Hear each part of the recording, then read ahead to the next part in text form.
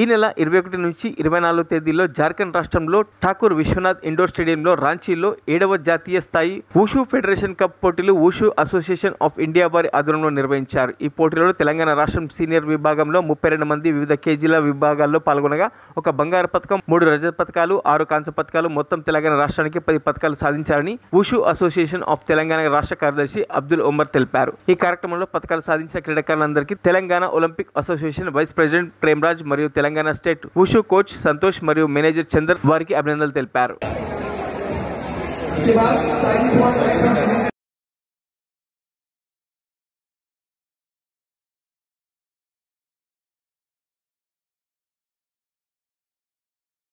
మరిన్ని అప్డేట్స్ కోసం మా ఛానల్ని సబ్స్క్రైబ్ చేయండి.